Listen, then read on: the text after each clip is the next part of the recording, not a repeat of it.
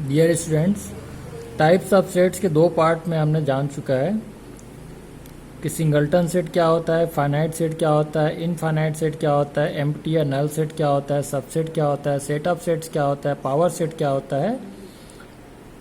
अभी हम देखेंगे इक्वल सेट्स कब बोला जाता है दो सेट्स को। If sets A and B have exactly the same element, then we say that A and B are equal sets. अगर कोई दो सेट्स ऐसे हैं कि उसके अंदर के एलिमेंट सेम टू सेम है और उनकी संख्या भी उतनी ही है, इन दिस केस पहले सेट के सारे एलिमेंट को सेकंड सेट रखा होता है और सेकंड सेट के सारे एलिमेंट को फर्स्ट सेट रखा होता है, क्योंकि पूरी तरीके से दोनों सेट सिमिलर होते हैं। और हम पहले को दूसरे का सबसेट और दूसरे सेट को पहले का सबसेट बोलते हैं। अगर दोनों ही सेट एक दूसरे के सबसेट हो, in that case both set are called equal sets.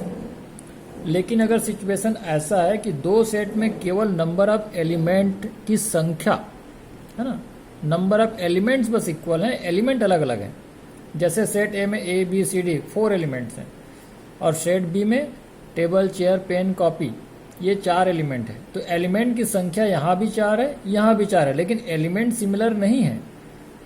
In this situation we tell them equivalent sets. Hindi में आप इसको समतुल्य समुच्चय बोलते हैं, क्योंकि इसमें केवल संख्या बराबर होती है, अंदर के एलिमेंट अलग अलग होते हैं। If two sets A and B be such that their elements have 1-1 correspondence, then they are called equivalent sets. 1-1 correspondence का मीनिंग यही है कि इस यहाँ जैसे ए के बदले टेबल, बी के बदले चेयर, सी के बदले पेन, डी के बदले कॉपी, यहाँ जितने एलिमेंट है उतने ही एलिमेंट यहाँ हैं। एलिमेंट बट अंदर के दोनों के अलग अलग हैं, उनकी संख्या समान है। ऐसे सेट्स को इक्विवेलेंट सेट्स बोलते हैं, इक्वल नहीं बोलते। Universal sets. If A B a set in consideration, then its element will be definitely have been taken from some other source.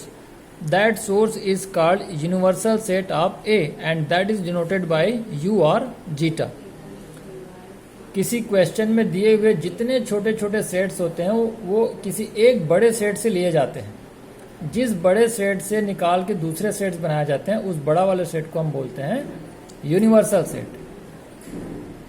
जैसे हम कॉलेज के सारे बच्चों का नाम अगर एक सेट की फॉर्म में हम लिखते हैं, तो कॉलेज नाम का सेट हमारा यूनिवर्सल सेट होगा उन सेट्स के लिए जब हम उसमें से अलग अलग क्लासेस अलग करते हैं। BCA 1 सेट बनाए, BCA 2 बनाए, BCom 1 सेट, BCom 2 सेट, वो सब कॉलेज सेट के अंदर से ले जाते हैं। तो सारे जो BCom 1, BCom 2, BCA 1, 2 सेट्स बन रहे हैं वो कॉलेज नाम के सेट से ही लिए जा रहे हैं। तो कॉलेज वाला सेट हमारे एग्जाम्पल में हो जाएगा यूनिवर्सल सेट। अब जानते हैं कॉम्प्लीमेंट किसी सेट का क्या होता है। Let U be an universal set and A B a set taken from that universal set, then A dash, that is notation for complement of set A.